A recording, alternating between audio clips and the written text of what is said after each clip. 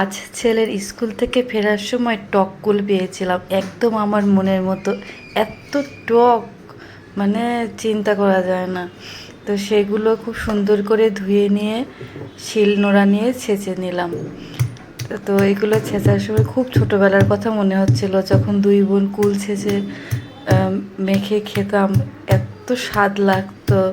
সেরকম করেই মাখাতে চাচ্ছি আজকে।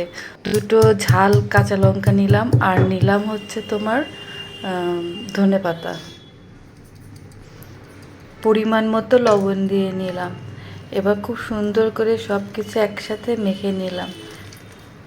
তো আমার তো জিভে জল এসে যাচ্ছে, মনে হচ্ছে কখন খাবো কখন খাবো। অনেক দিন ধরে ইচ্ছে করছিল, আজকে যখন কুলগুলো পেয়ে গেছি রাস্তায়, আনন্দে চিৎকার করতে ইচ্ছে করছিল।